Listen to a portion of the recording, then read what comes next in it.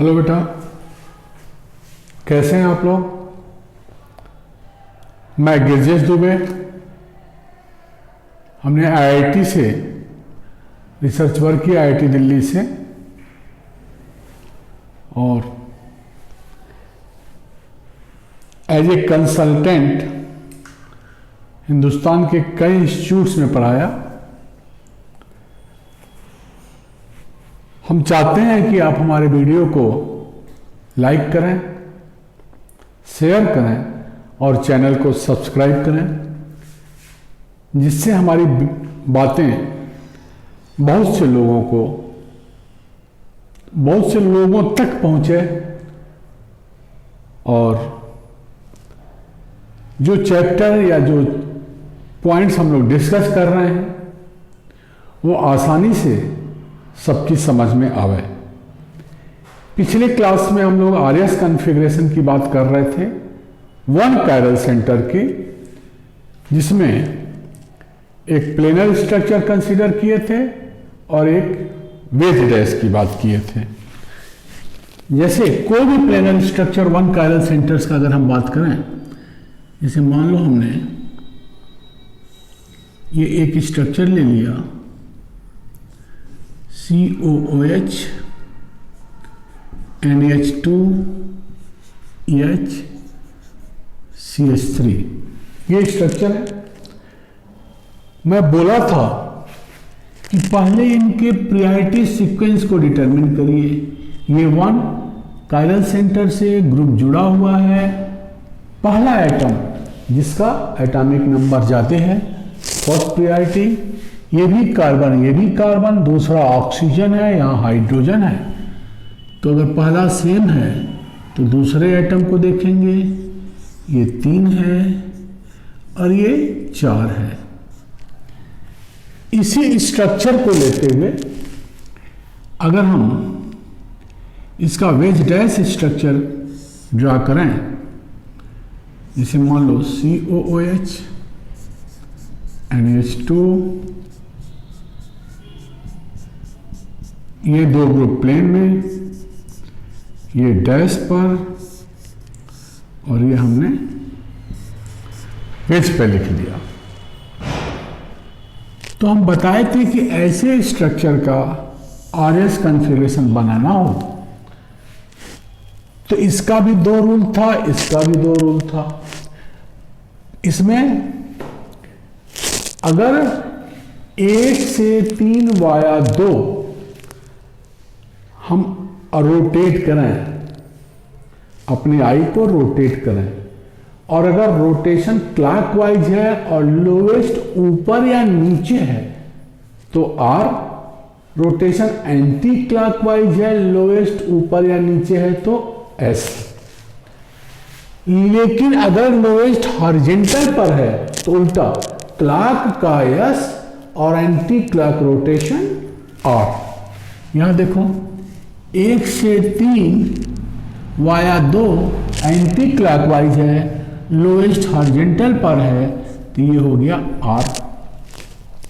इसी तरह से वेज डैश में बताया था कि अगर लोएस्ट प्रायोरिटी ग्रुप डैश पर है या डैश के बगल में तो क्लॉक का आर और एंटी क्लॉक का एस। लेकिन अगर लोएस्ट प्रायोरिटी ग्रुप डैश के बगल में है, इजिएस्ट अप्रोच है बेटा, तो आंख बंद करके क्लॉक का एस और एंटी क्लॉक का आर। यहां देखो हम 1 से 3 वाया 2 घूमे, लोएस्ट प्रायोरिटी ग्रुप डैश के बगल में है, एंटी क्लॉकवाइज रोटेशन है तो आर, मतलब इस स्ट्रक्चर का ये वेज डैश है। क्लियर। अब हम बात कर रहे हैं, बोले थे कि अगर एक कायरल सेंटर है तो अक्सर ऑप्टिकली एक्टिव होगा, बट कुछ ऐसे भी कंपाउंड हैं जिसमें एक कायरल सेंटर होने के बावजूद वो ऑप्टिकली इनएक्टिव होता है। इसका एग्जाम्पल है trialkylated ammonia and trialkylated carbon ion. हमने क्या पढ़ा? अगर किसी कंपाउंड में वन कायरल सेंटर है तो ऑप्टिकली एक्टिव होगा। अब हम कह रहे हैं कि कुछ ऐसे उदाहरण हैं जिसमें वन कायरल सेंटर होने के बावजूद वो कंपाउंड ऑप्टिकली इनएक्टिव होगा। उदाहरण हुआ ट्राई एल्काइलेटेड अमोनिया और ट्राई एल्काइलेटेड कार्बन आयन, मतलब compounds having one chiral center will be optically inactive in case of a trialkylated ammonia. मतलब नाइट्रोजन से जुड़े हुए तीनों ग्रुप क्या होंगे? डिफरेंट होने चाहिए, तभी तो कायरलिटी आएगी। और दूसरा trialkylated carbon ion, trialkylated ammonia और trialkylated carbon ion in spite of having one chiral centre are optically inactive. जैसे देखो ये नाइट्रोजन है,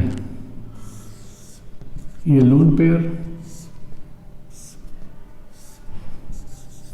R1 R2 R3, इसका मिरर इमेज बना मैं नाइट्रोजन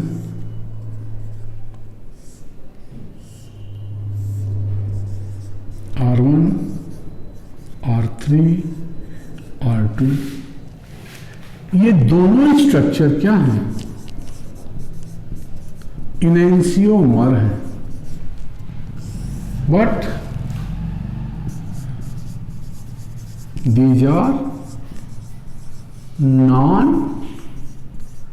resolvable, इनको हम अलग नहीं सोच सकते, अलग नहीं कर सकते। दूसरा उदाहरण इसी तरह से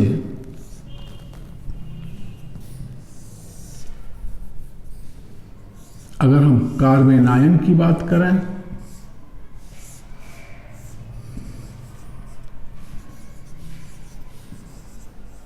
ये और इसका मिरर इमेज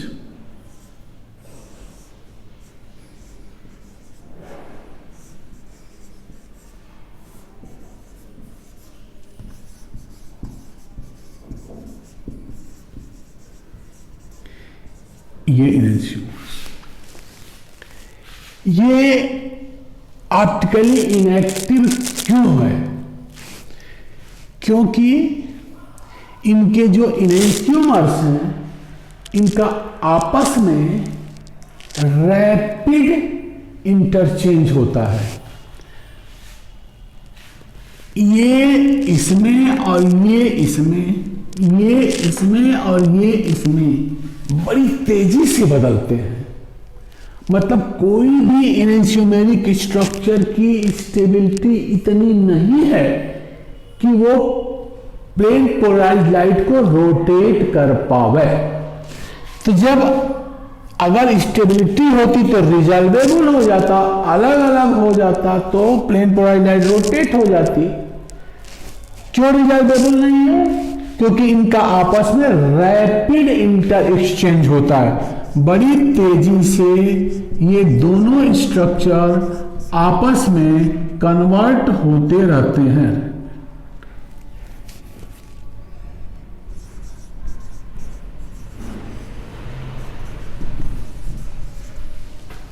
बड़ी तेजी से एक दूसरे में बदलते रहते हैं, या आप कह सकते हैं रैपिड एक्सचेंज।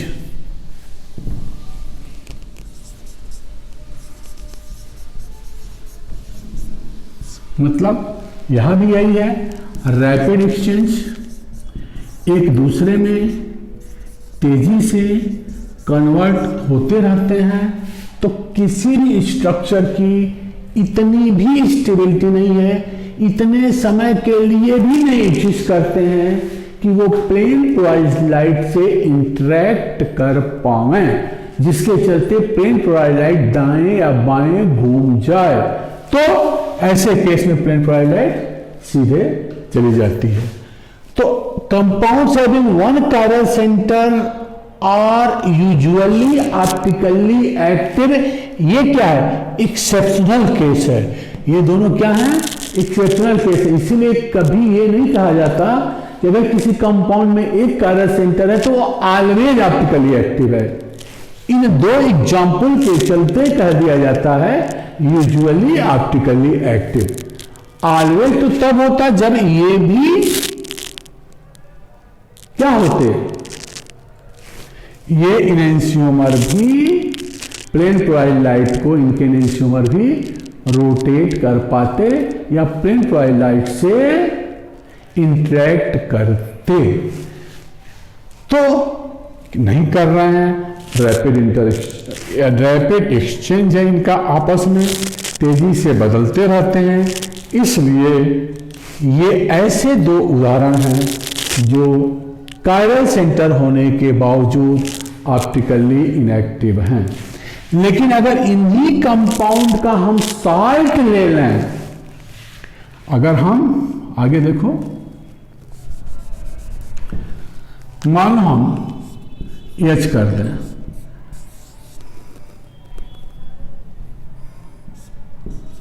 तो ये क्या है? रिजॉल्वेबल है। अब ये ऑप्टिकली एक्टिव हो जाएंगे।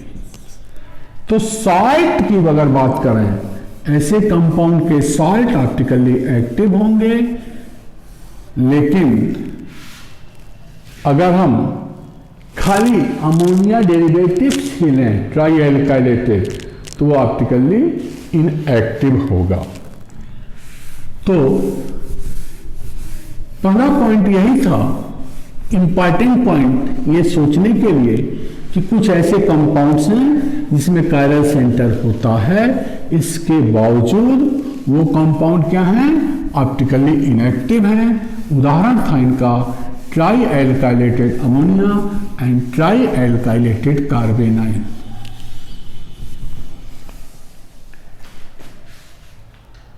नेक्स्ट पॉइंट, कुछ ऐसे भी कंपाउंड हैं, important point,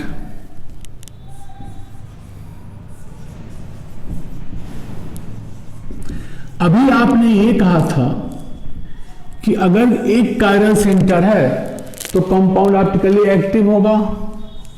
one chiral centre usually optically active. ऐसे भी कंपाउंड हैं जिसमें कायरल सेंटर होने के बावजूद वो कंपाउंड ऑप्टिकली इनएक्टिव हैं। तो there are certain compounds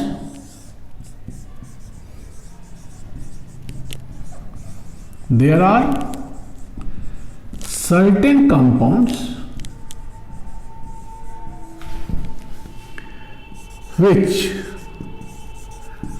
are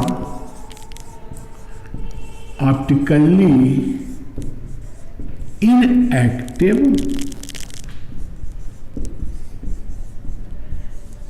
in spite of having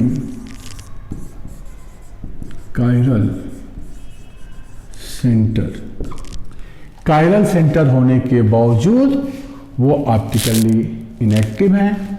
यहां बात आ जाती है more than one chiral centre, more than one chiral centre. और more than one chiral centre course में क्या है आपके? दो कायरल सेंटर, जिसमें दो कायरल सेंटर हों, मतलब हम बात कर रहे हैं compounds having two chiral centre, two chiral centre. और पहला एग्जाम्पल है मीसो कंपाउंड। कौन सा कंपाउंड? Meso compound. अब हम एक स्ट्रक्चर बना रहे हैं मीसो कंपाउंड का। जैसे मान लो हमने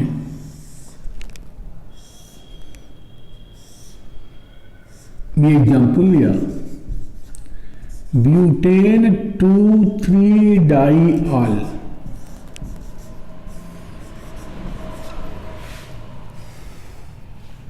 क्या स्ट्रक्चर है?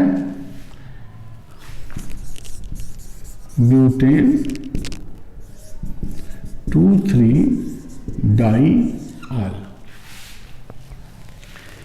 इस ब्यूटेन 2,3-डाइऑल का अगर हम रिप्रेजेंटेशन करें, जैसे मान लो ये स्ट्रक्चर लिख दिया हमने, CH3 CHOH CHOH CH3, देखो 1 and 2 कायरल सेंटर। तो इसका एक रिप्रेजेंटेशन ये हुआ। ऐसे कंपाउंड्स को अगर हम ये रिप्रेजेंटेशन दे रहे हैं ब्यूटेन 2,3-डाइऑल का, तो देखो इस स्ट्रक्चर में ये एक ऐसा प्लेन है जो पूरे स्ट्रक्चर को दो बराबर भागों में बांट रहा है। इसको तो POS, plane of symmetry. Plane of symmetry माने वो इमेजिनरी लाइन जो पूरे स्ट्रक्चर को दो बराबर भागों में बांटे, तो उसको कहते हैं प्लेन ऑफ सिमेट्री। अगर हम इस स्ट्रक्चर को देखें और इस पॉइंट से मान लो हम इसको मोड़ें, अगर मोड़ के दूसरे के ऊपर ले जाएं तो मिथाइल पे मिथाइल, H पे H, OH पे OH, सिमेट्री है। लेकिन अगर ब्यूटेन 2,3-डाइऑल को हम ऐसे रिप्रेजेंट करें, HOH OHH CH3, या ऐसे रिप्रेजेंट करें OHH HOH CH3। मान लो ये स्ट्रक्चर हमारा 1, this is 2 and this is 3। तो ब्यूटेन 2,3-डाइऑल को कितने रूप से लिख सकते हैं? 1, 2, 3। इन दोनों स्ट्रक्चर्स को देखो अगर ध्यान से, तो ये structure non superimposable mirror image हुई। तो नॉन सुपर इम्पोजेबल मिरर अगर इमेज है तो ये क्या हो गया? इनैंसियोमर्स। और ऐसे कंपाउंड्स क्या हो जाएंगे? Optically active. इसकी बात हम आगे करेंगे। अब जिसमें प्लेन ऑफ सिमेट्री है, दिख रहा है, उसको तो हम बता देंगे कि वो ऑप्टिकली इनएक्टिव है। अगर हम इनको एक्सप्लेन करें, समझाने की कोशिश करें, तो कैसे ये ऑप्टिकली इनएक्टिव कहा जाएगा और ये ऑप्टिकली एक्टिव हैं, कैसे कहेंगे? तो समझो बेटा, पहला स्ट्रक्चर, अब हम पहले की बात करें, जब इसकी जरूरत होगी तो हम दोबारा इसको लिख के बताएंगे। देख बेटा, दो कायरल सेंटर है, मान लो ये A है और ये B है। अगर हम कायरल सेंटर A की बात करें तो देखो H OH और ये ग्रुप हो गया CH OH CH3। ए पे क्या क्या है, एक तरफ मिथाइल, एक तरफ H, एक तरफ OH और एक तरफ CHOH CH3। अगर हम रोटेशन करें, इसका प्रायोरिटी देखें तो 1, दिस इज 2, कार्बन से ऑक्सीजन आ गया, this is 3 and this is 4।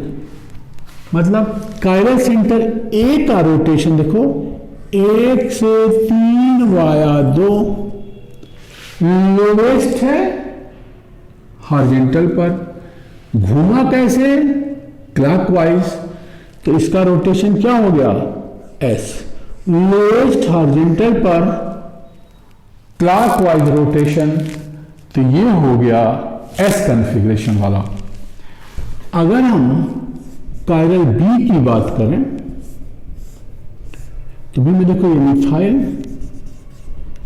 दाएं OH, बाएं H और ऊपर पे सभी ग्रुप CH OH CH3।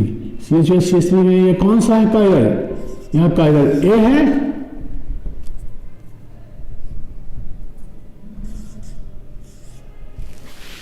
और ये कौन सा था कायरल बी।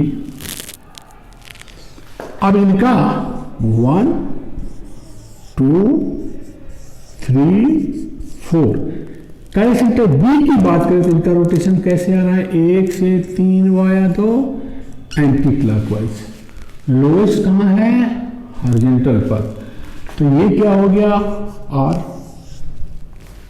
अब देखो हम कह सकते हैं कि इस स्ट्रक्चर में इसका रोटेशन एस है और इसका आर है, और दोनों कायरल सेंटर से जुड़े हुए ये जो ग्रुप हैं 1 2 3, यहां 1 2 3, ये देखो सेम है, OH H methyl, OH H methyl. अब मान लो ये पेन है और सिमिलर स्ट्रेंथ के ग्रुप जुड़े हुए हैं दो कायरल सेंटर से, एक यहां है एक यहां है। एक अगर उसी स्ट्रेंथ से आधा पोर्शन क्लॉकवाइज की तरफ जाने की कोशिश करेगा तो आधा एंटी क्लॉकवाइज जाने की कोशिश करेगा, तो कुल मिला करके ये क्या हो गया, प्लेन पोलराइड सीधी निकल जाएगी, किसी तरफ घूमेगी नहीं।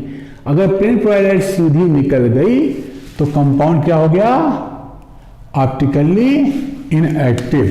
ये स्ट्रक्चर क्या हो गया, ऑप्टिकली इनएक्टिव। बोलो, तो अगर किसी कंपाउंड में प्लेन ऑफ सिमेट्री है तो कंपाउंड ऑप्टिकली इनएक्टिव होगा।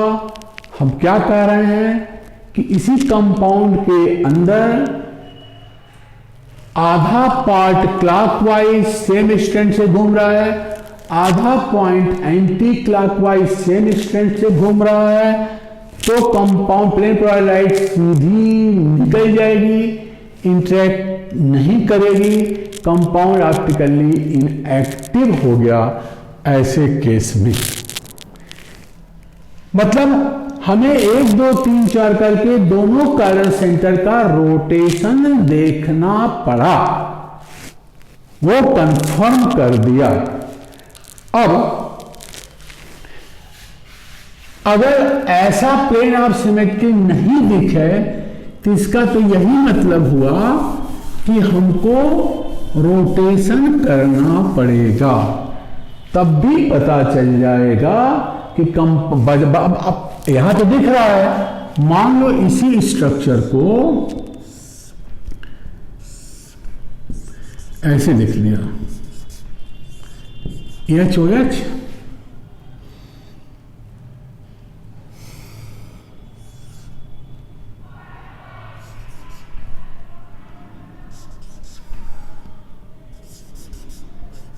ये देखो ऐसे दे दिया, इसमें तो प्लेन ऑफ सिमेट्री नहीं दिख रही है, हमको तो नहीं दिख रही है, तो क्या करें, इस कायरल सेंटर का रोटेशन करें, ये 1, ये पूरा ग्रुप इसके लिए क्या हो जाएगा 2, ये पूरा ग्रुप क्या हो गया 2, ये मिथाइल 3, ये हो गया 4, तो कैसे घुमा, क्लॉकवाइज लोएस्ट हॉरिजॉन्टल पर एस। अब इस कायरल सेंटर्स को देखें, ये 1। अब इस कायरल सेंटर के लिए ये वाला पूरा ग्रुप 2 होगा, क्योंकि ये क्या है, CHOH CH3 है। बोलो, अगर हम बात करें, मान लो इस कायरल सेंटर्स की बात कर रहे हैं, इसको हम B कर दे रहे हैं और इसमें ये A है। देखो A तो वैसे ही है जैसे वो है, मतलब ये वाला ग्रुप देखो, अगर हम A की बात करें CA, तो मिथाइल OH H, बाकी यही है CHOH CH3, तो ऐसे घूमा। अगर हम B की बात करें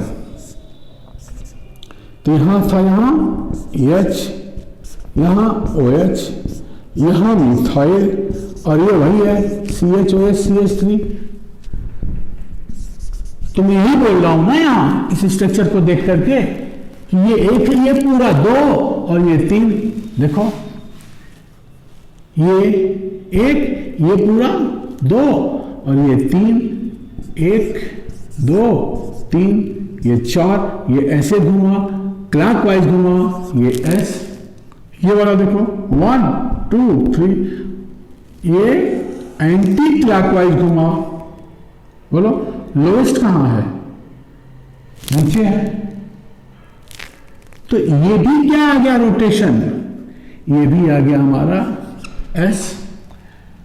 तो ये भी S है और ये भी S है।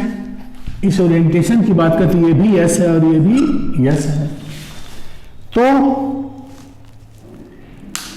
प्लेन ऑफ सिमेट्री नहीं दिख रहा है, रोटेशन कर रहे हैं। तो अगर ये इधर घूम रहा है तो ये भी इधर ही घूम रहा है। कुल मिलाकर के उसी स्टेम से ये इस साइड में, ये इस साइड में, तो कुल मिलाकर के ये घूम जाएगा कि नहीं।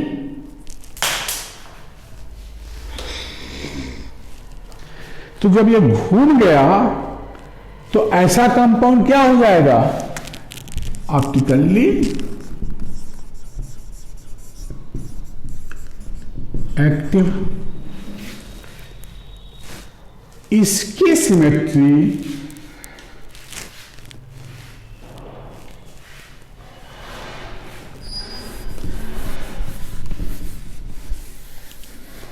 अगर इस स्ट्रक्चर का तुलना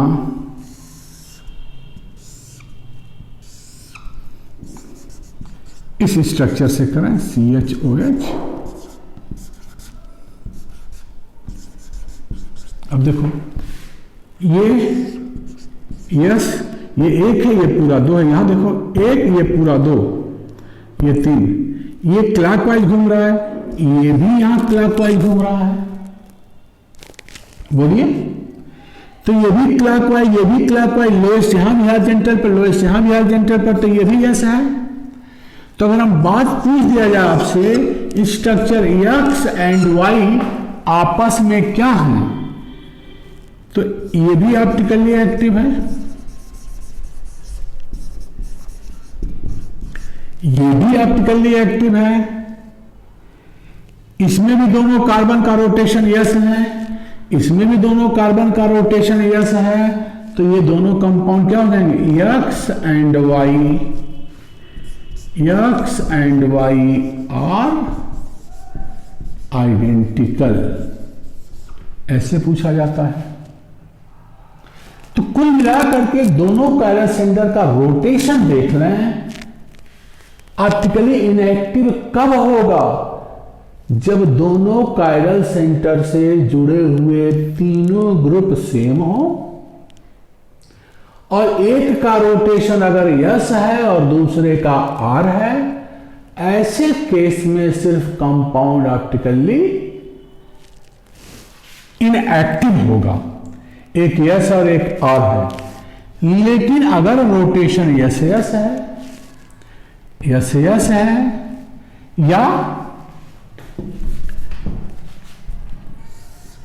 एक और स्ट्रक्चर देखो,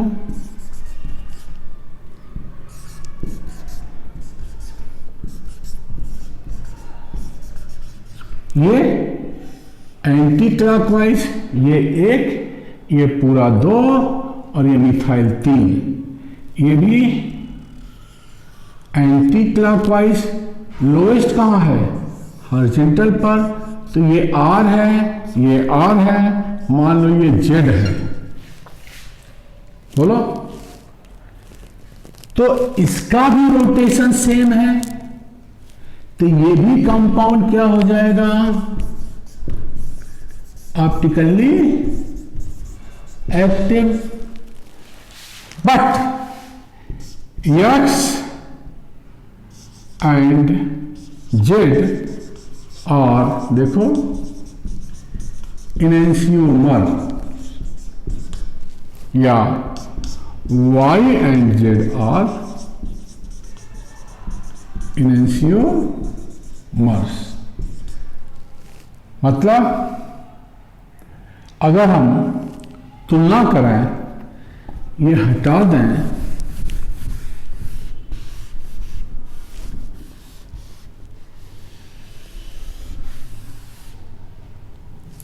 और सिर्फ X और Z की बात करें, तो X का ये Z अभी हमने बताया था, ये non superimposable mirror image हैं, इसलिए इनेंशियोमर्स हैं। तो बेस्ट टेक्निक क्या है? रोटेशन देख लो 1 2 3 4 करते हुए। अगर दोनों पैरल सेंटर का रोटेशन सेम है तो वो कंपाउंड ऑप्टिकली एक्टिव होगा। रोटेशन अपोजिट है, ऑप्टिकली इनएक्टिव होगा। अपोजिट वाले में कंडीशन क्या है कि तीनों ग्रुप क्या होने चाहिए? 1 2 3, ये चौथा है, 1 2 3। हाइड्रोजन क्या है? चौथा है। देखो, या मोटे मोटे तौर पे इस कार्बन से ये जो तीनों ग्रुप है और इस कार्बन सेंटर से ये जो तीनों ग्रुप है अगर सेम है तो ऑप्टिकली इनएक्टिव, सब्जेक्टेड टू एक का रोटेशन S है और दूसरे का रोटेशन R है।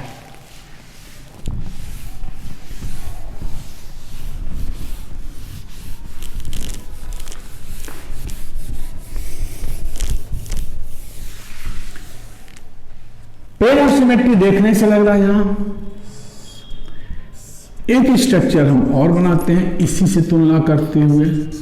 H OH वो वैसे ही है मान लो, और यहां H OH और यहां CH3। देखो ये वाला क्लॉकवाइज रोटेशन लोएस्ट हॉरिजॉन्टल पर है तो S, ये वाला क्लॉकवाइज रोटेशन लोएस्ट नीचे है तो R। देख बेटा, इसमें पोलर सिमेट्री नहीं दिख रही है, बट जब हम दोनों कार्बन का रोटेशन किए तो एक S है और एक R है। यहां लोएस्ट नीचे है तो क्लॉकवाइज R और एंटी क्लॉकवाइज S। यहां रोटेशन हॉरिजॉन्टल पर है तो क्लॉक का S और एंटी क्लॉक का R। तो यहां देखो ये S है, ये R है, तो हम कह सकते हैं अगर इनको इंडिकेशन करें फिर ये कैपिटल A, ये कैपिटल B, तो A और B आर आइडेंटिकल। यहां A और B आइडेंटिकल हैं और ये भी कंपाउंड क्या हो गया? Optically inactive. बोलो क्लियर? तो दो कायरल सेंटर्स की बात कर रहे हैं, दोनों कायरल सेंटर से जुड़े हुए, हर सेंटर से जुड़े हुए ग्रुप सेम है और दोनों कायरल सेंटर का रोटेशन अपोजिट है तो ऑप्टिकली इनएक्टिव। दोनों कायरल सेंटर का रोटेशन सेम है तो ऑप्टिकली एक्टिव होगा। यही बात हमने किया है दो कायरल सेंटर्स को लेते हुए, बट इनमें से मीसो कंपाउंड क्या हो गया जिसमें प्लेन ऑफ सिमेट्री हो, एक का रोटेशन यस है, दूसरे का आर है, तो कह सकते हो कि मीसो कंपाउंड्स है पहला प्लेन ऑफ सिमेट्री अगर हो,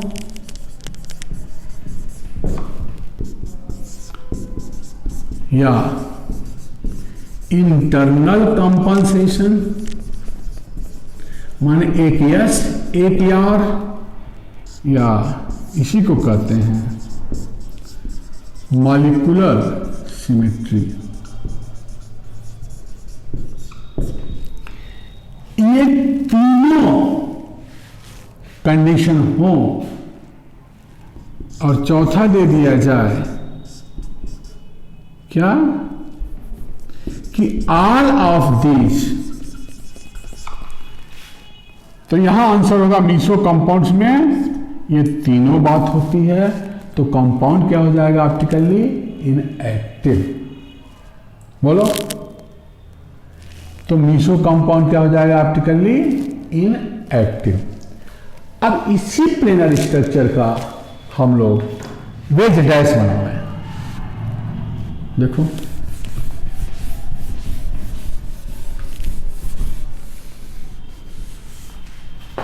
वेज डैश स्ट्रक्चर।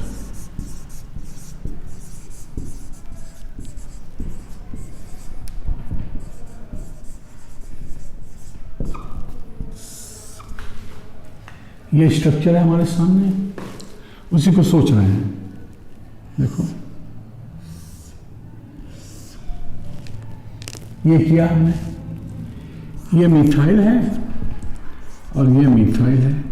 देखो इस पॉइंट पे इस साइड में जो ग्रुप है देखो H है,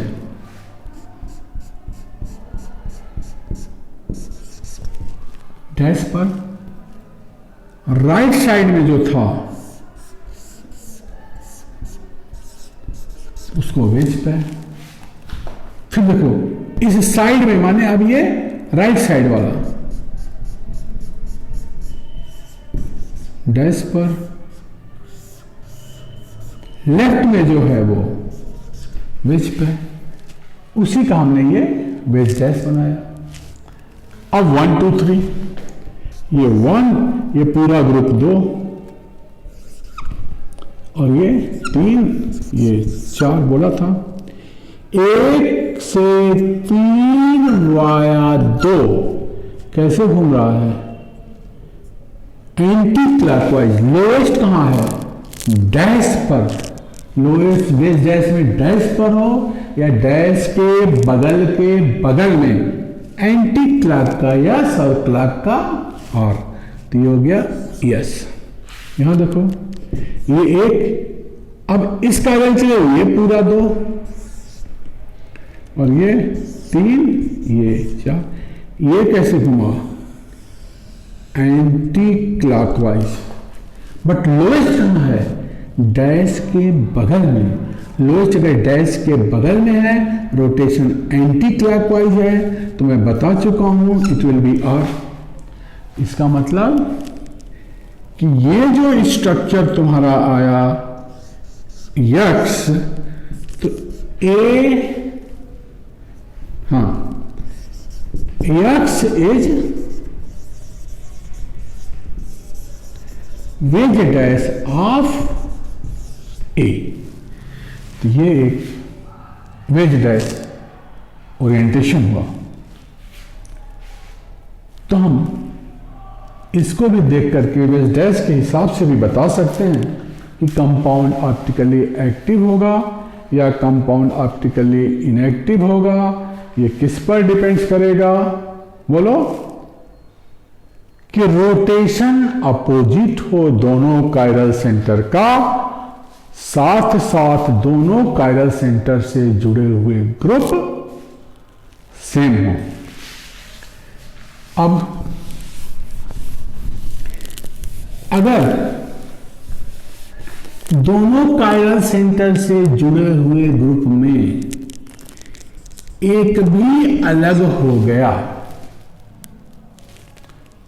तो तो प्लेन ऑफ सिमेट्री यहां नहीं हुआ, ऐसे केस में ये मीसो नहीं हुआ, तो कंपाउंड क्या हो जाएगा?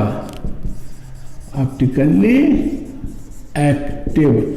भले ही एक का रोटेशन यस है और दूसरे का आर है, लेकिन कंपाउंड क्या हो जाएगा? Optically active. एक ग्रुप भी बदल गया, दोनों कायरल सेंटर से जुड़े हुए ग्रुप में से एक भी ग्रुप अगर बदल गया तो भले ही एक यस है और एक आर है, but compound will be optically active. Clear? तो दो कायरल सेंटर में से एक यस है, एक आर है। कब होगा ऑप्टिकली एक्टिव? जब दोनों कायरल सेंटर से जुड़े हुए ग्रुप, सभी ग्रुप सेम हो। एक भी ग्रुप अगर इनमें से बदल गया, ऐसे केस में हमारा कंपाउंड हो जाएगा optically inactive, sorry optically active. Optically active. Inactive कब होगा? जब ये भी OH होता, दोनों कायरल से जुड़े हुए ग्रुप सेम होते, तो ऑप्टिकली इनएक्टिव। रोटेशन अपोजिट, दोनों कायरल से जुड़े हुए ग्रुप सेम। रोटेशन अपोजिट और एक भी ग्रुप बदल गया तो ऑप्टिकली एक्टिव।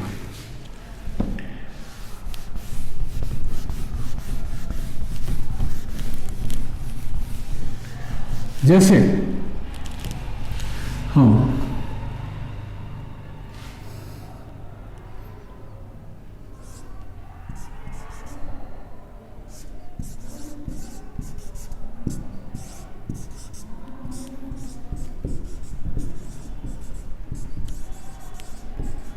इस स्ट्रक्चर की बात कर रहे हैं।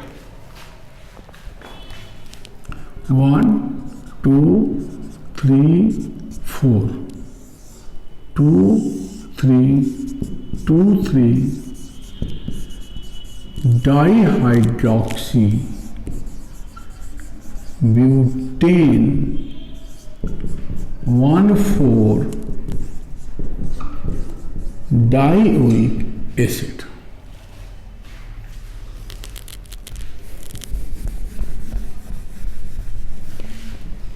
कॉमन नेम है इसका टार्टरिक एसिड। देखो बेटा, अगेन इसके 3 ओरिएंटेशन होंगे।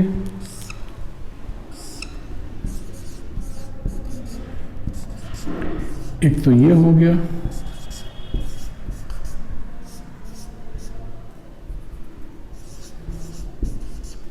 दिस इज, देखने से लग रहा है प्लेन ऑफ सिमेट्री, क्योंकि मीसो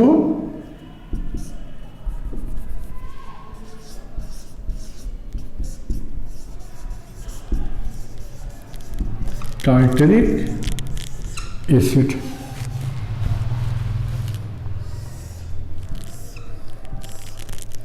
बाकी ये OH OH अपोजिट डायरेक्शन में आ जाए। एक स्ट्रक्चर ये है,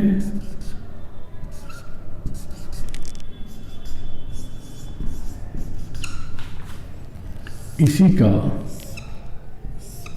mirror image will be naturally non super imposable.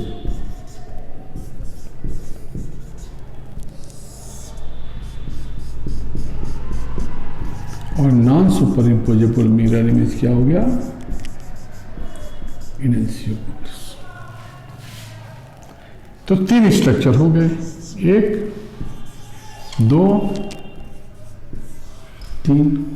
पहचानिए कि कैसे रोटेशंस हो रहा है और किस तरह का ये कंपाउंड होगा। अब ध्यान दो बेटा, अगर हम इस स्ट्रक्चर की बात करें, 2 कायरल सेंटर है, ए अगेन बी। ए को देखो, COOH, CaOH, H, और ये क्या है CHOH, COOH। प्रायोरिटी देखो, फर्स्ट ये OH, सेकंड ये COOH का मतलब क्या हुआ, बताया था कि 3 बार ऑक्सीजन से ही जुड़ा हुआ है, डबल बॉन्ड और इस साइड में क्या है, कार्बन से एक ही ऑक्सीजन जुड़ा हुआ, फिर तो कार्बन जुड़ा हुआ है ना, तो यहां 3 ऑक्सीजन का बॉन्ड है, यहां इस कार्बन से एक ही ऑक्सीजन का बॉन्ड है COH, इस C से एक H है, देखो एक H है, एक OH है, एक COH है, डायरेक्ट क्या है OH, एक ही O है, बाकी क्या है, फिर कार्बन आ गया, यहां इस कार्बन से इस वाले से 3 बार ऑक्सीजन है, डबल बॉन्ड O का और एक सिंगल बॉन्ड का, बोलिए। तो ये कार्बन सेंटर में ये 1 हो गया, यहां प्रायोरिटी वाइज ये 2, ये 3, ये 4, 1 से 3 वाया 2, देखो 1 2 3, कैसे घुमाओ, एंटी क्लॉकवाइज लोएस्ट हॉरिजॉन्टल पर, तो ये क्या हो गया R, बोलिए। अब दूसरे कार्बन कार्बन को देखें,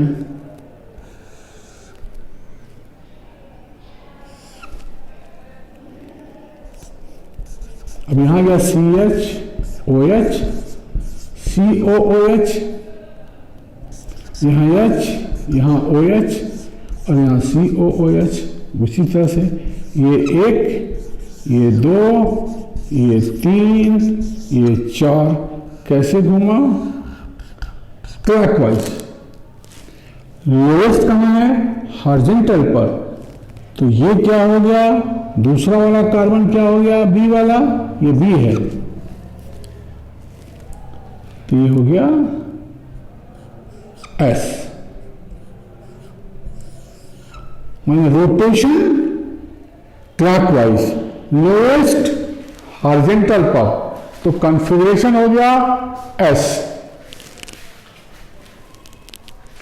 तो देखो क्लियर,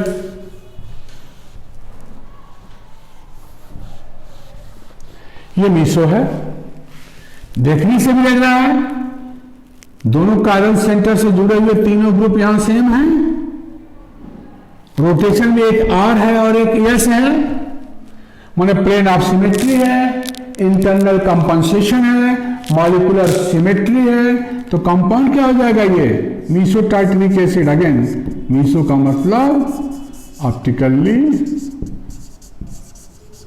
इनएक्टिव, कंपाउंड क्या हो गया, ये ऑप्टिकली इनएक्टिव।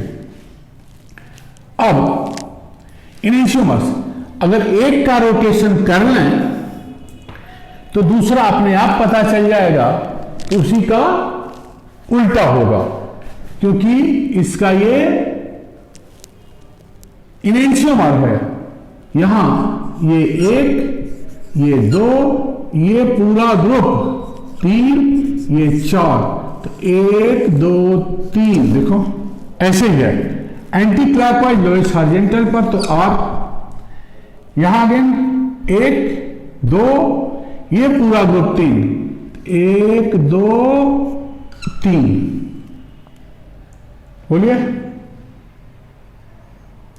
तो ये कैसे घूम रहा है, एंटी क्लॉकवाइज लोएस्ट हॉरिजॉन्टल पर, तो ये भी R, तो ये भी R, ये भी R, मतलब मिरर इमेज में ये यस और ये यस, तो R R ऑप्टिकली एक्टिव,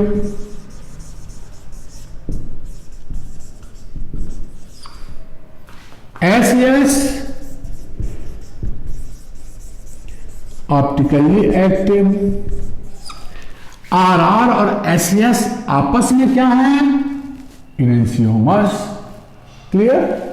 तो ये है मीसो टार्टरिक एसिड का, and optically active tartaric acid, इसी को कहते हैं small D small L mixture, और small D and small L. Clear? ये मीसो हो गया, ये ऑप्टिकली एक्टिव हो गया, माने टार्टरिक एसिड के भी 3 स्ट्रक्चर्स बने, एक मीसो, बाकी ये आर वाला, तीसरा एस वाला। आर और एस आपस में इरेंशियोमर हुए।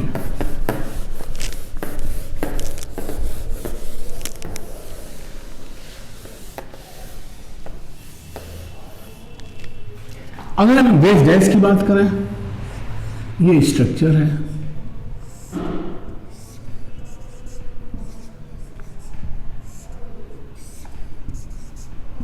मीसोटार्टरिक acid having 2 chiral centre but are optically inactive. Chiral centre ये भी है, कायरल सेंटर ये भी है, लेकिन कंपाउंड क्या हो गया? Optically inactive.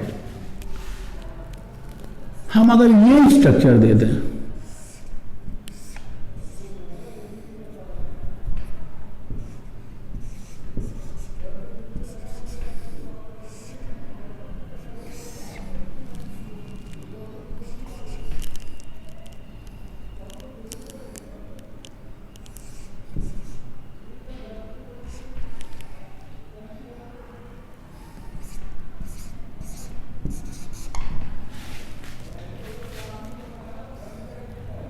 देखो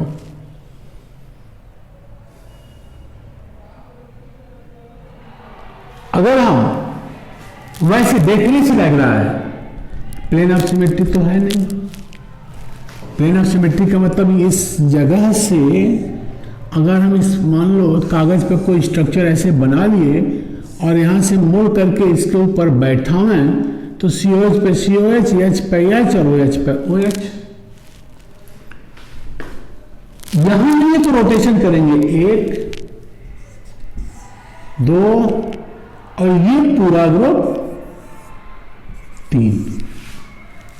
तो देखो 1 2 3 एंटी क्लॉकवाइज लोवेस्ट यहां है, तो ये हो गया R। यहां ये 1 ये 2 और ये पूरा ग्रुप इसके लिए 3, तो 1 2 3 क्लॉकवाइज लोएस्ट नीचे है, तो ये भी हो गया R। बोलो, तो इसका मतलब कि अगर हम बात करें तो ये कंपाउंड ऑप्टिकली इनएक्टिव नहीं होगा। ऑप्टिकली इनएक्टिव ये है और ये क्या हो गया? Optically active. लेकिन अगर हम ये स्ट्रक्चर ऐसे बना दें OH COOH H,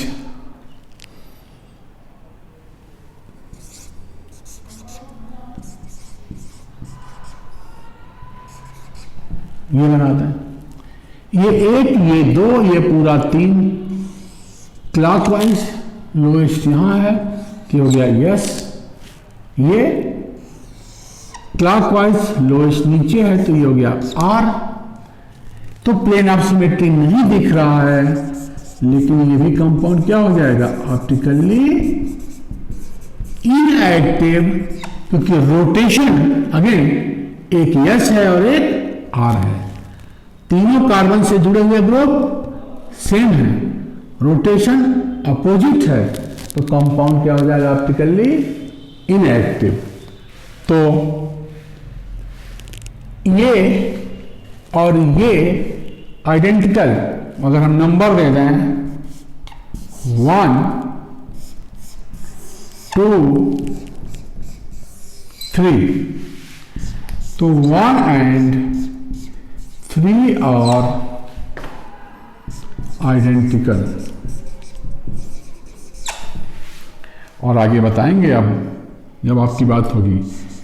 1 और 2 का रिलेशन अगर पूछे तो हम लोग आगे पढ़ेंगे डायस्टीरियोमर्स।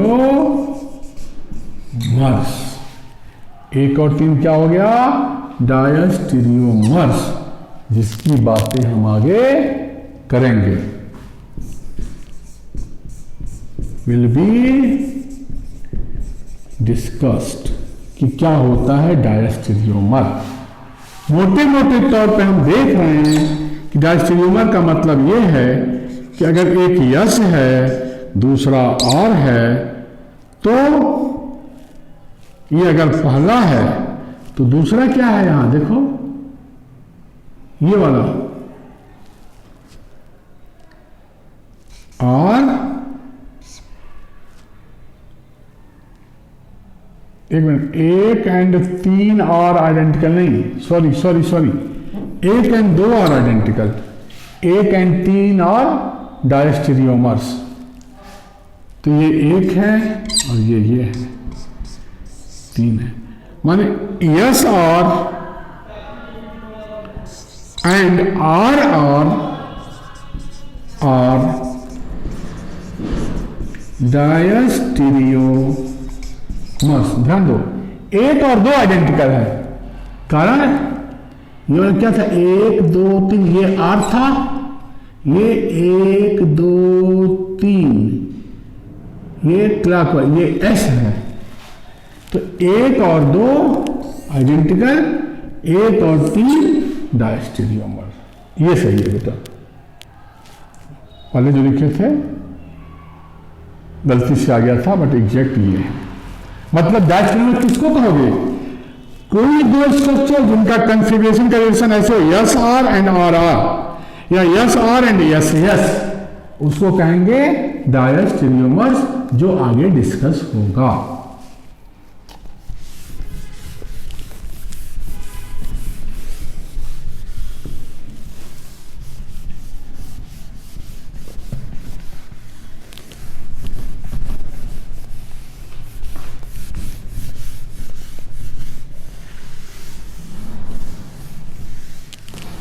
तो अगर कोई पूछे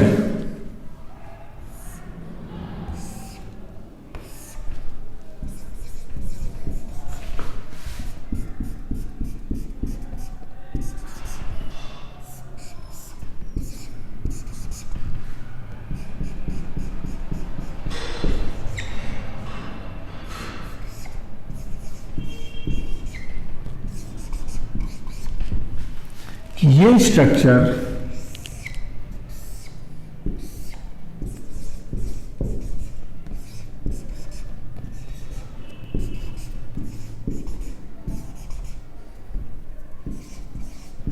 और ये structure A and B are, इनका रिलेशंस क्या है बताइए, बोलो। हाँ, ये 1, ये 2, ये पूरा ग्रुप क्या है 3, ये 4, 1 से 3 वाया 2 क्लॉकवाइज, तो ये हो गया आर, क्योंकि लोएस्ट डैश पर है। इसमें देखो बेटा, सॉरी CH3 कहां से आ गया? OH, ये OH है बेटा, सही करो OH। ये 1, ये 2 और ये पूरा ग्रुप अब 3, तो 1 से 3 वाया 2 ये एंटी क्लॉकवाइज है। लोएस्ट कहां है? डैश पर है, तो ये क्या हो गया? यस। बोलिए, यहां देखो 1 2, ये नीचे वाला पूरा 3 क्लॉकवाइज, लोएस्ट हॉरिजॉन्टल पर, यस। यहां देखो 1 2 3 क्लॉकवाइज, लोएस्ट हॉरिजॉन्टल पर, ये भी यस। अब सोचो बेटा, अभी क्या बोल रहे थे? एक आर है, एक यस है, दूसरा यस है और यस है, तो ये क्या हो जाएगा, this and this are diastereomers.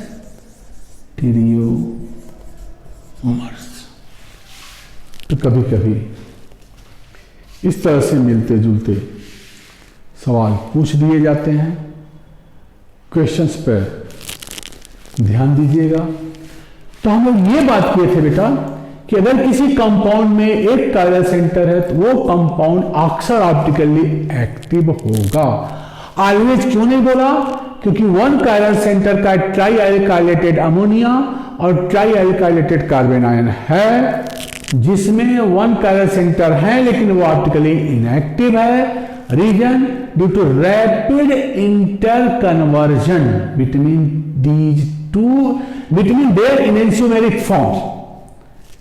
Try एल्काइलेटेड ammonia और उसके इनेंशियोमर में, ट्राई एल्काइलेटेड कार्बन आयन और उसके इनेंशियोमर में आपस में क्या रैपिड इंटरकन्वर्जन है, इसलिए कंपाउंड क्या हो गया, ऑप्टिकली इनएक्टिव, इसके बावजूद कि वहां वन कायरल सेंटर है।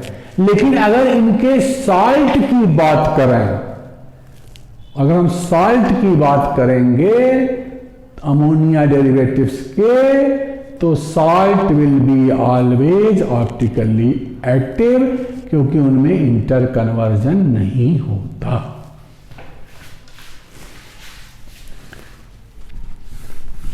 फिर हमने पढ़ा कि कुछ ऐसे भी कंपाउंड हैं जिसमें कायरल सेंटर है लेकिन वो कंपाउंड ऑप्टिकली इनएक्टिव है। Example meso compound. Meso compound में ऑप्टिकल इनएक्टिविटी का कारण कायरल तो है, मतलब कायरल का होना और ऑप्टिकल एक्टिविटी को बताना कोई जरूरी नहीं है। मीसो में दो कायरल हैं, दो कायरल सेंटर्स की हम बात कर रहे हैं, लेकिन वो ऑप्टिकली इनएक्टिव है क्योंकि उसमें प्लेन ऑफ सिमेट्री है, इंटरनल कंपनसेशन है, मॉलिक्यूलर सिमेट्री है। किसी भी कंपाउंड में अगर ऐसी बात है तो वो कंपाउंड ऑप्टिकली इनएक्टिव होगा।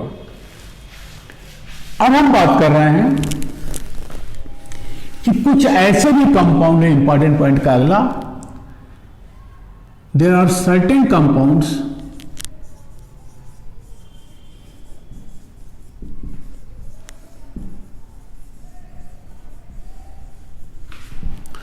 which are not having chiral center, which are not having chiral center but are optically active। अब कायरल है ही नहीं, कायरल का नाम ही नहीं ले रहे हैं, लेकिन वो भी ऑप्टिकली एक्टिव होता है। इसका उदाहरण है एग्जाम्पल एलीन एंड बाइफिनाइल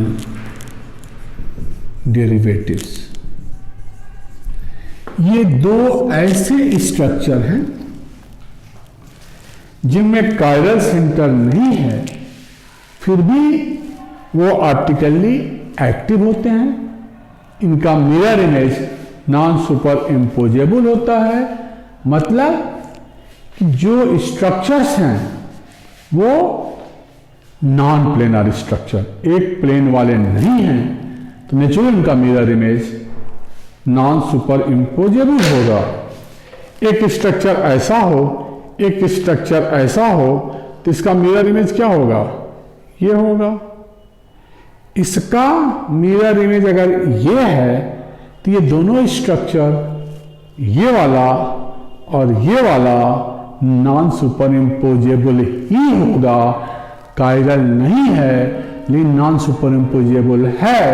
इसका मतलब ऑप्टिकल एक्टिविटी का जो मेन क्राइटेरिया है, मोस्ट अप्रोचेबल कंसेप्ट है, वो ये है कि mirror image must be non superimposable. Allene, बेटा एलीन कहते हैं CH2 double bond C double bond CH2। हम पहले A एंड B, ए की बात कर रहे हैं, ये एलीन है। मैं डेरिवेटिव्स की बात कर रहा हूं। डेरिवेटिव्स का मतलब ये जो कार्बन है और ये जो कार्बन है, इससे जुड़े हुए दोनों ग्रुप कंडीशंस क्या है, अलग अलग हो, सेम न हो। जैसे A double bond C double bond C BA, मान लो ये एक स्ट्रक्चर आया,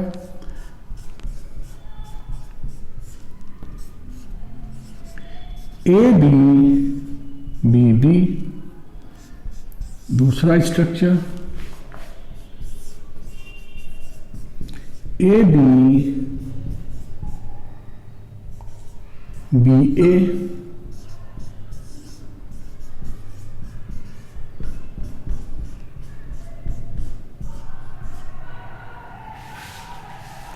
इनमें कौन सा कंपाउंड होगा जो ऑप्टिकली एक्टिव होगा? एलीन डेरिवेटिव्स हैं। देखो इस कार्बन जुड़े हुए ग्रुप सेम है, यहां अलग अलग है, बट सेम तो है ही एक साइड में, ये ऑप्टिकली इनएक्टिव हुआ। यहां देखो यहां सेम हो गया, ये तो अलग अलग है, ये भी ऑप्टिकली एक्टिव नहीं हुआ। यहां ए बी ये अलग अलग है, तो ये हो गया ऑप्टिकली एक्टिव। मतलब टर्मिनल कार्बन से जुड़े हुए ग्रुप अगर अलग अलग हैं एलीन डेरिवेटिव्स के, तो ऐसे कंपाउंड ऑप्टिकली एक्टिव होंगे। टर्मिनल कार्बन से जुड़े हुए ग्रुप अलग अलग हैं, तो ये कंपाउंड ऑप्टिकली एक्टिव होगा। तो देखो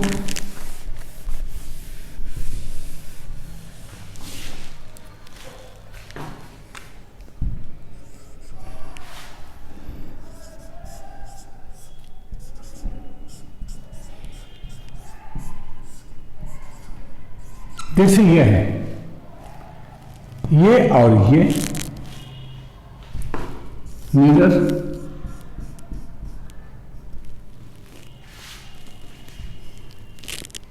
इसको ऐसे ही कर दें।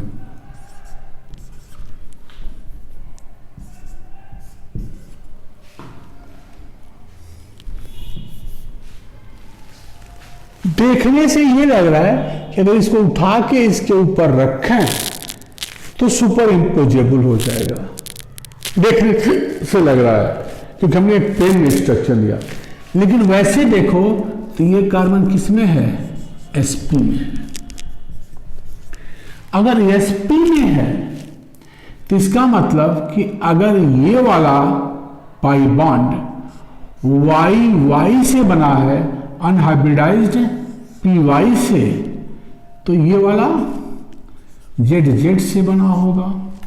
तो z का पहले आएगा ये ओरिएंटेशन, फिर ये आ जाएगा y का।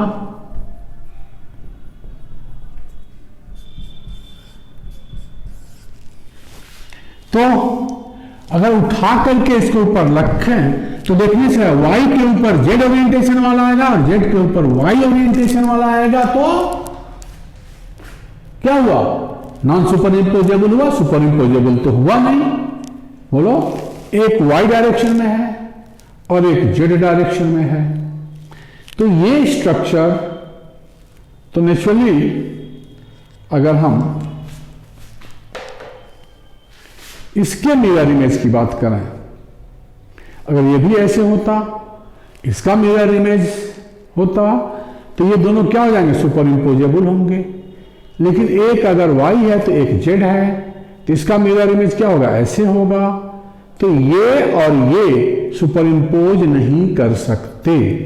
तो allene derivatives non superimposable mirror image optically active.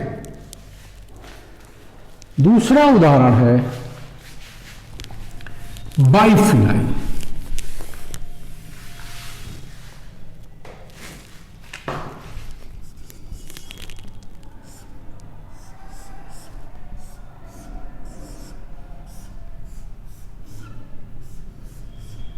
ये क्या है?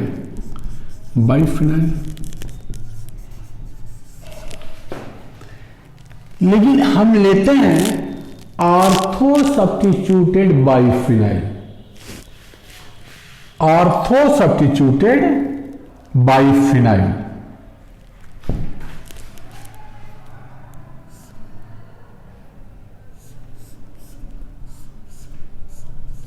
ये ए है मान लो, ये बी है,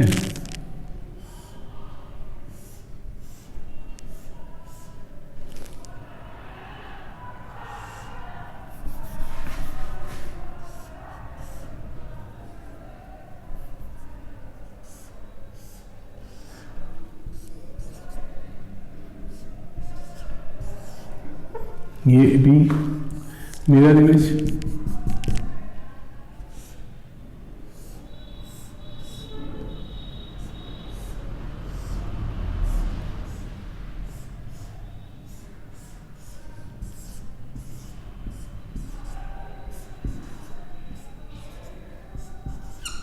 ये देखो, देखने से लग रहा है कि देखो ये छोटा रिंग है, बड़ा रिंग है, मिरर इमेज बड़ा रिंग और छोटा रिंग। अगर हम आर्थो सब्स्टिट्यूटेड की बात करें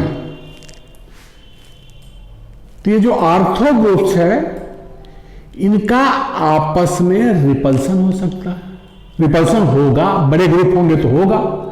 जब रिपल्सन होगा तो एक बेंजीन रिंग का प्लेन ऐसे ना होकर के ऐसे हो जाएगा, रिपल्सन के चलते घूम जाएगा। तो इसका मिरर इमेज तो ये नहीं होगा ना, नहीं बोलो सॉरी, इसका मिरर इमेज तो ये होगा, लेकिन ये और ये एक दूसरे के ऊपर सुपर इम्पोज तो करेगा नहीं, तो naturally non superimposable mirror image. Example क्या है?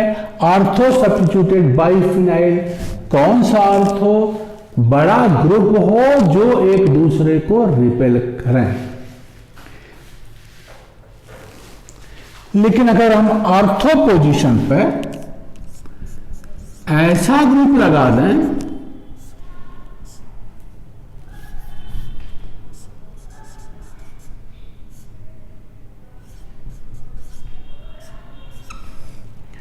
तो ये तो नहीं घूमेगा ना, किसी तरह से बदले होंगे आपस में, तो ये हो जाएगा ऑप्टिकली इनएक्टिव और ये हो जाएगा ऑप्टिकली एक्टिव, क्योंकि नॉन सुपर इम्पोजेबल है और non superimposable mirror image कहे जाते हैं enantiomers. Non superimposable mirror images are said to be enantiomers। कुछ इंपॉर्टेंट पॉइंट्स हैं इसके, कभी कभी पूछ दिया जाता है, और वो है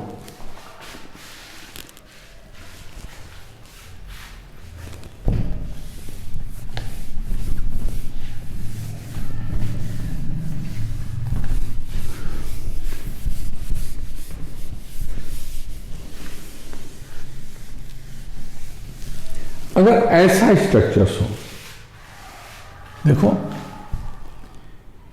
if there are continuous double bond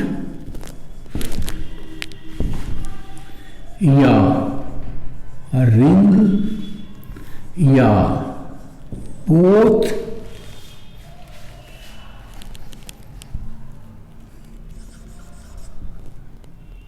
basically if continuous double bond ring or both are present in even number with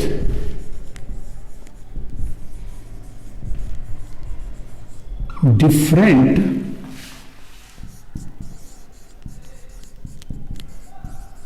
terminal ends, then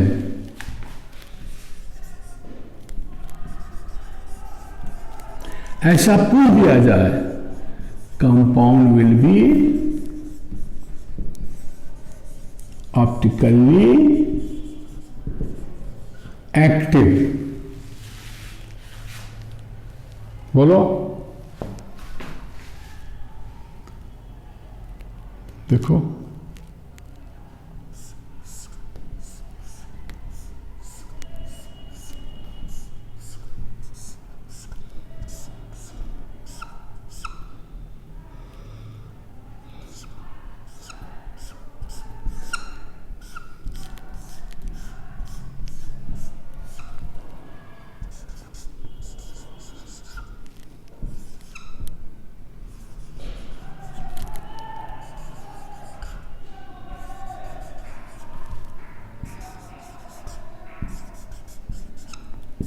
पहला स्ट्रक्चर, दूसरा स्ट्रक्चर, तीसरा structure.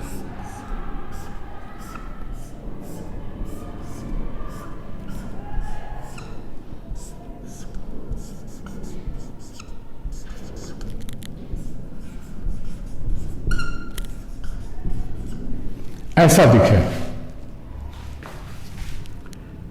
1 2 even number, terminal and अलग अलग। ये कंडीशन है बेटा, अगर नहीं है तो ऑप्टिकल इनएक्टिव, अगर टर्मिनल एंड सेम नहीं है तब की बात नहीं होगा। ऐसे केस में ऑप्टिकली इनएक्टिव हो जाएगा। अगर टर्मिनल एंड सेम हुए तो ऑप्टिकली इनएक्टिव। अलग अलग है, इवन नंबर है तो ऑप्टिकली एक्टिव। देखो 1 2 3 4 दोनों, 1 2 3 4। टर्मिनल एंड डिफरेंट है किसी में भी। देखो ये दोनों अलग हैं, यहां ये दोनों अलग हैं, ये दोनों अलग हैं, इस टर्मिनल पर ये दोनों अलग हैं, ये अलग अलग है, ये अलग अलग है। ऐसे केस में कंपाउंड ऑप्टिकली एक्टिव होगा, पूछा गया है। बोलो। लेकिन अगर यही चीज इवन के बजाय आड दिख गया तो then compound will show geometrical isomer.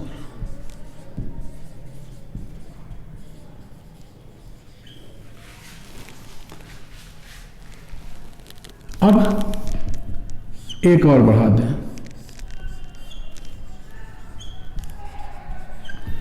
तो ऐसे केस में ज्योमेट्रिकल आइसोमर होगा अगर ये आड नंबर में आ गया।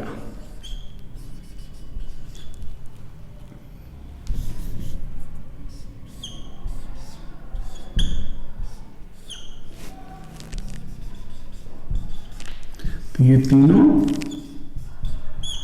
ज्योमेट्रिकल आइसोमर्स होगा। ये दो इंपॉर्टेंट इंफॉर्मेशन थे। अब हम लोग बात करेंगे बेटा डायस्टीरियोमर्स की। हम बात करेंगे नेक्स्ट वीडियो में। अगेन सेम थिंग, समझने की कोशिश करो, एक एक करके लैंग्वेज को पकड़ते हुए अपना नोट बनाओ, समझो, छोड़ो मत कोई पॉइंट। डिफरेंट अप्रोच से ऑप्टिकल एक्टिविटी बताने की कोशिश की।